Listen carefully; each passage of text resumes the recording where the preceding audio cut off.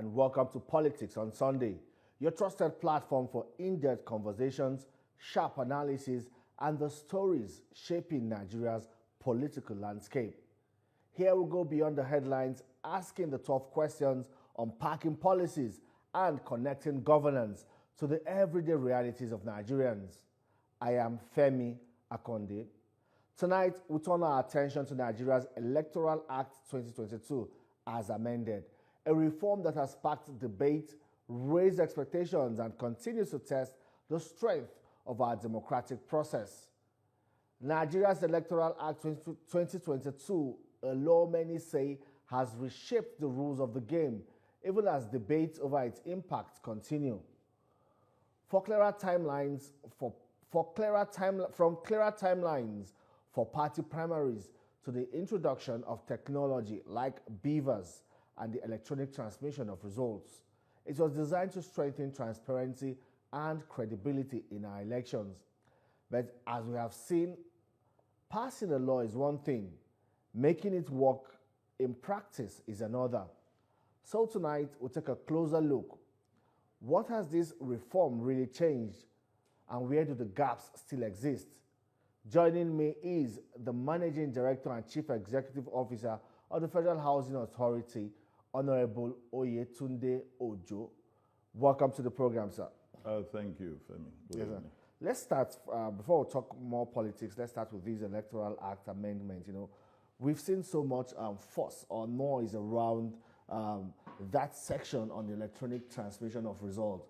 But you are saying that just moving beyond that, there are a lot of other clauses in this amendment that would enhance Nigeria's electoral process. So you feel that, the advocacy groups and civil societies are taking the shine of the entire Electoral Act. But what is in it that Nigeria should care about? Thank you very much, Femi. First of all, I would like to say a very good, well done job by the National Assembly. Secondly, to thank Mr. President for assenting to the amendment bill. Indeed. To be honest with you, you can't get everything done in one day. You can look at since 1999 when we started this part of this new democratic, there has been a continuous year in, year out in this game. One good thing I'll thank the National Assembly for is this. First of all, they discussed about the real-time issue. And for the first time, people are coming out to really say the truth, and they thought about it. Let me tell you one real truth about it. And that's why I loved what they came out with, by saying in areas where there are communication issues, then the form ECSA will be used as an addendum. What do they mean at that point? I'll give you a typical example. I travel Nigeria by road. People call me roadmaster, and I'm happy about it. When you leave from Abuja, from Kwali to Kotonkarufi, I can tell you about 10 locations at each different points that you have network. And in these areas, you have polling units. How do you transmit? So it's good that in the Electoral Act as amended for this 2026, it is obviously said in the absence where there is no communication network, let the Form ECSA being signed by the party representative at the polling unit should also be accepted. And there are a lot of places like that. I can also tell you from Ibadan to Lagos. There's a place called Onigari. Till you get to some certain areas, you have signals in terms of communication. Secondly, we should also be thankful to them about the consensus and the direct primaries. Femi, I've contested the election not once, not twice. And I can tell you one good thing about this amended bill about the direct primaries and the consensus is it will not allow money bags to come and hijack. I will give you an example. You'll be working for a party over years and years and years. And let me tell you, politics in Nigeria has come now to be a full profession that people expect reward after hard work. And at the end of the day, a money bag will just come with indirect primaries and buy off the delegates. Because these delegates are either being appointed by our governors or by strong peoples in the society. But you see, I supported this because in 2011, when I contested in the House of Reps, that was in Ekiti, under ACN. I started my work since 2006. Thank God for direct primaries then being conducted by ACN. I would have lost my election. A money back came in, not just up to about 2-3 months to the election, but because it was an option A for a direct primaries, the people decided to stay by me and keep. Imagine it was an indirect primaries. To be honest with you, I would have lost that election. So this gives power back to the people. To the people. That's the option A for. And consensus, yes. Party hierarchies also see people that have worked diligently for the party and they need to be rewarded. So, to me, I'm totally in support of the direct primaries and the consensus that has been adopted. And that's one good 2 jobs they've done. But we have seen the opposition party also reject the Electoral Act. They are not comfortable or pleased with the clauses in that Electoral Act, particularly the transmission of results. And if they have rejected it, what does this now say about the act? Does this not cast doubt on the credibility of any process that is conducted using, any election conducted using this new Electoral Act as amended? Let me be honest with you. Definitely, there is nothing that people will not criticize about. Everybody will not say the way we see it. Those of us who are politicians will see it. The oppositions might see it in another way.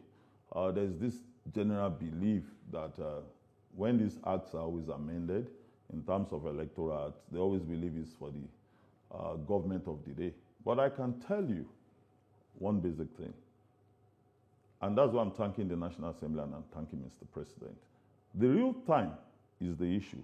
Everybody wants it to go through the electronic transmission. But in areas where you don't have the network, what are you going to do? I've been chairman of Committee on Communication, 2011, 2015.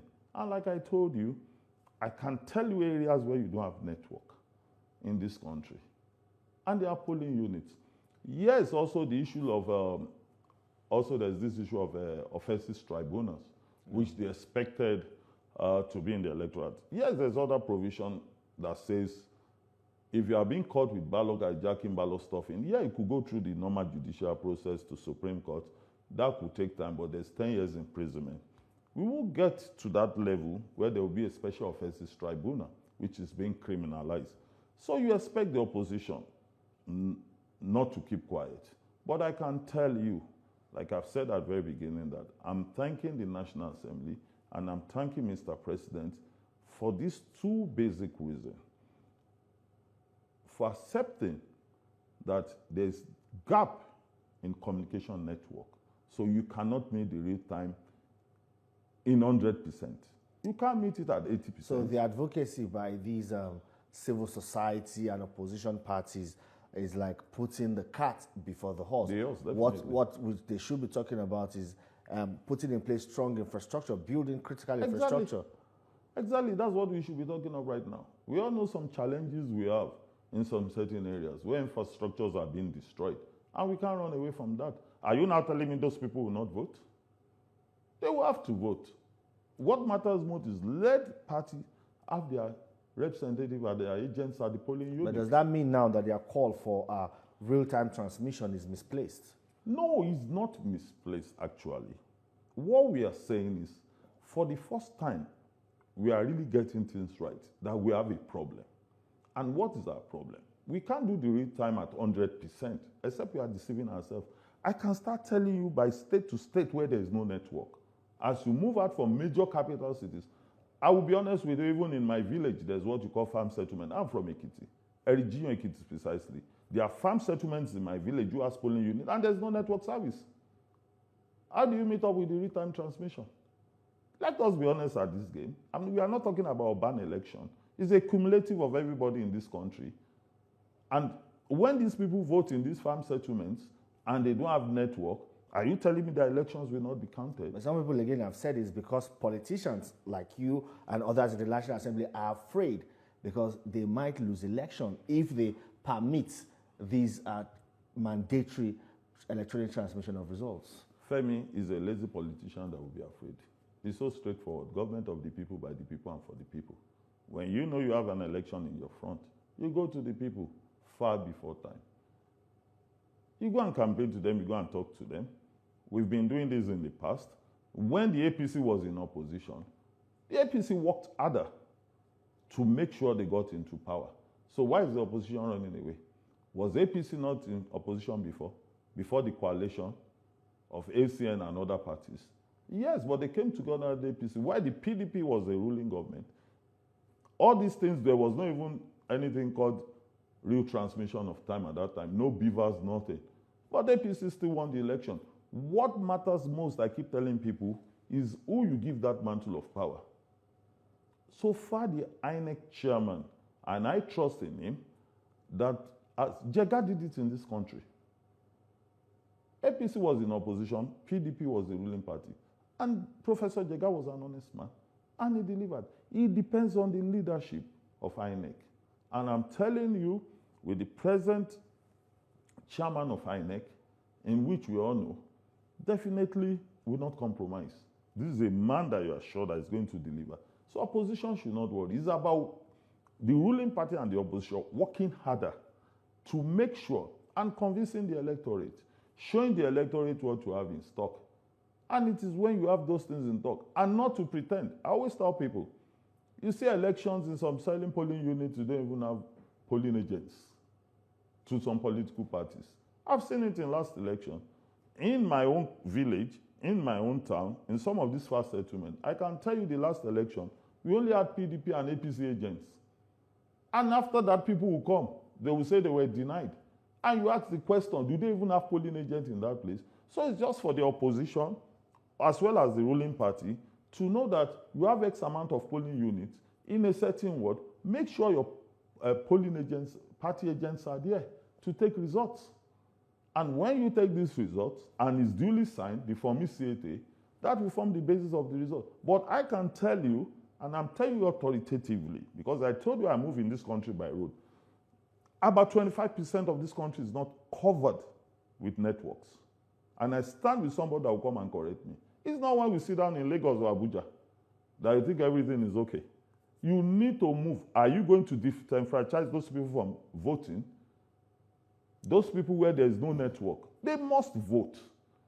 And there's a lot of places like that, especially areas where we had insecurity, in which some of this infrastructure has been destroyed. We, the government of the day, is trying to put them back. Will you deny them? You cannot deny them from voting. But some people again have said that, if you listen to the utterances of some members of the APC, they're speaking with confidence even before getting to the ballot that indeed they are certain that they will win the election. We've also seen the APC's membership drive looking to register more than 20 million members. And some people have said that, this is like match fixing. It's like you're already predicting the outcome of the 2027 election, that you're going to win the election with about 20 million or plus votes. And that's why the opposition is agitated and mounting pressure to see how this particular electoral act can be fixed. Femi, let me be honest with you. One thing, I don't want to talk too much of Mr. President, because this is somebody, some of us, we are still learning to the journey. Mr. President, President Bola Ahmed Tinubu, is a workaholic. It's somebody that works years and years before election. And the way he has trained most of us is to make sure we work harder to get results. And you can see that in what is happening in the economy of this country. So, remember the first time I first came on this program, when his president, President Bola Ahmed Tinubu, was elected and sworn in. I said Nigerians should be patient with him. I said in the next 2-3 years, Nigerians are going to see what is going on. Now, if the APC people come and start bragging, I can also come and sit down here as a managing director of Federal Authority of Nigeria, and I can say, this is what we've done. Maybe you point us to some of those things, because some Nigerians are also still asking questions. What is it on ground that we can point to, we can touch and feel? Those who knows the road leading from Abuja to Lokoja, I was there. I've been passing there, and I still pass over time.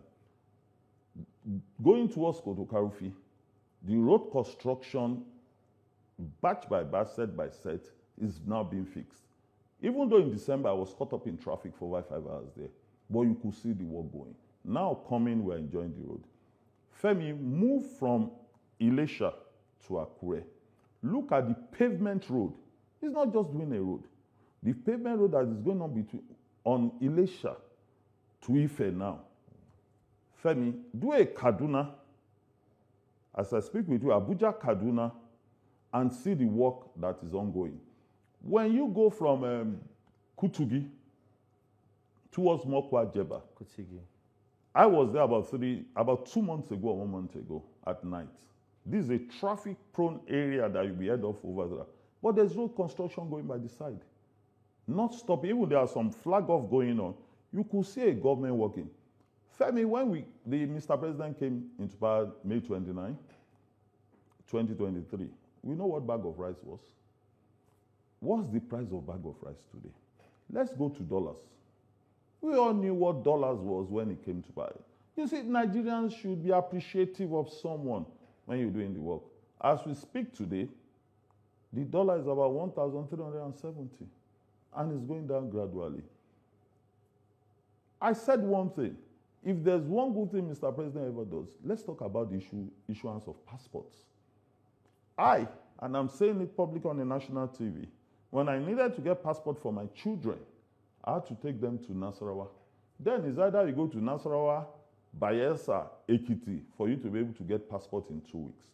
Presently, as you speak, people who live in United Kingdom sit in their houses and use their phones to get passport. Not to talk of Nigerians who are getting this passport within 24 hours nowadays. You go to passport office, you get this passport done in 24 hours. The use of to talk about the student loan. I've said it over time, these things are not rocket science. Nigerians, the students, are enjoying this loan. The security situation, yes, we know there are issues, but Femi, there is improvement. Everywhere have not been fully captured, but I can tell you safely, there are roads people move. Where there are challenges, I'm not denying that. It wasn't something created by President Bola Ahmed Tinubu of this administration. This thing started in 2013. You could even see the withdrawals of mobile police or policies from escorts and everything. This is a man that is ready to do. We can be counting and counting and counting. What about in the housing sector?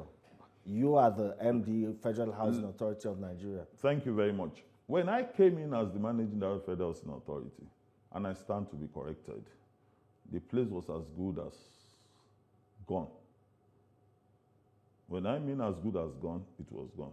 What I've done in the past 2 years, first of all, I'm even talking about the internal works of our staffing. Are we talking about digitalization? Most of uncompleted projects, I can beat my chest about projects that we've commissioned, which I just commissioned one of recent. I can beat my chest here. Within 6 to 9 months, we are doing a post-army scheme of a procurement of about 1,550 by Mr. President. Where is that? That's in Jibi. Where is Jibi? Jibi is a border between Abuja and Niger after Kubwa. In another 4, 5, 6 months, there will be a commission of over 400,000 units. That's in Buhari. We've done Ajoda in Ibadan. We've done Lugbe. We are about to go to Calabar, Odupani. We've started groundbreaking. Aside from the fact that the agency was going into extinction when we came, this is an agency before I came was finding it difficult to pay salary. There was no light. There was not. And this is an agency, as I speak to you today, that was finding it difficult to pay salary, is now an agency that is remitting. Last year, we remitted 2.8 billion to the Federation account. Agency that was finding it difficult to pay salary has ended up remitting 2.8 billion into the Federation account. So we can start from different areas of what Mr. President is doing. And that's why you could see the governors decamping. I'll be honest with you. When I came in, I moved out about 28, 29 states. I met with this governor one-on-one. And you know one thing I kept telling all of them? I said, I don't need to preach the gospel of President Bola Ahmed Tinubu to you. You people will decide at the right time if this man is a true man or is a force. And within the shortest period, that's why you see every one of them decamping. For the first time, what state government earns in terms of monthly revenue allocation can never be compared. Because it stopped the fuel subsidy issue, it decided to now bring it into the revenue allocation, now sharing it to the state. I will tell you about my state. Ekiti then was struggling, that's the whole truth, to even pay salary. But now you can see an Ekiti monthly allocation going to 7, 8, 9 billion. And that's why all these other states now have money to do a lot of things compared to before. Even look at the petroleum issue. Before President Bola Ahmed Tinubu came as president or was elected, scarcity. And I can tell you, during his going to third year administration in May, there has been no scarcity of fuel. Yes. Check. Let Nigerians come out and really say the truth. Well, you talked about Ekiti, and we're wrapping up now. I would like you to talk more about Ekiti. I know that Ekiti's election, governorship election, is sometime this year. Is it in August? In June. In June, okay then. And I know, as a member of the APC, you've also gone out, you've been in Ekiti to campaign for Governor Biodun Oyebanji, but you know, we see all political gladiators in Ekiti State, they appear to be on the same page in terms of their support for Governor Biodun Oyebanji. And some people are saying that, you know, the reality on ground, it appears to them as if there isn't much done in that state compared to the support that, you know, the stakeholders are giving to the governor. Let me be honest with you. Whoever said that there isn't much done, then doesn't know Ekiti. I'll be honest with you as I speak to you today. Do you know we have more good roads than the vehicle plying the roads? That's what I told Mr. Governor one day. I said all these good roads you are doing, from Ilawe to Ikere, from Iworoko to Ijon to the airport, I can count you Igbarodo to Ikogosi, Erigion to Aramoko. Can I be honest with you? You have too many roads now that you have little or no vehicle plying the roads. You can see commissioning every day. Thank God as the commissions, you guys are always there to record. Aside from that, constant payment of salary, security situation in Ekiti. We used to know what Ekiti used to be. The level of killings insecurity has drastically dropped, except the northern part of Ekiti, which has been a problem, which is a general area within the northern hemisphere of any state. And you see, when you see a governor that is well accepted by the people, especially a governor that knows the intrigues of the state, are you telling me Governor Fayose will be supporting somebody if you are not performing? Senator Biodun Olujimi will just come to APC without you performing. Ekiti people of pride. If Governor Abayomi Oyebanji is not performing, I will be the first person to attack him. Thank God he's not feeding me. But you see, when somebody is performing, and that's why we stakeholders, we all came together and said, let's have a governor for the first time that is going to do 8 years in a row. And as we speak in Ekiti today, we only have like a one-party state in Ekiti. Did you force Segun need to come back? And is that a good thing for democracy? Who's going to put the feet of the government to the fire? Let me tell you, you will put a feet of a government to the fire if the government is not working. But if all of us can see what the government is doing, and those in opposition are saying, for the first time, this is a governor that is working, you want to align. Just the same thing people are saying, this is a president that is working, and the governors are deciding, go. Why do you tend to form excessive opposition, or you create, and when you see the reality? Okay. The reality is straightforward over there, and everybody can see what Governor Biodun Oyebanji is doing. Well, typical of every politician, they have ambitions and aspirations. What's it for you ahead of 2027? Are you throwing your hat in any ring? No. I'm not contesting now. What is important for me? You're not contesting now. That means you have plans to contest later on. Definitely. But for 9/27, what is important of me is to first, as I speak to you today, we have an Ekiti election in June. After that, we have the presidential election. Mind you, I was the convener of Swagger, Southwest Agenda for President Bola Ahmed Tinubu.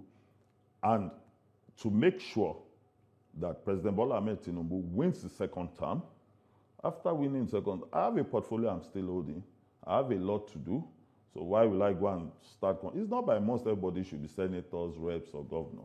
Well, so far where you are, prove yourself first. Then after President Bola Ahmed Tinubu coming in by 2077 by the grace of God for a second term, then I know my dream has been fulfilled, because we told Nigeria many things as at that time that vote President Bola Ahmed Tinubu in 2023, you won't regret it. And Nigerians are not regretting it by today.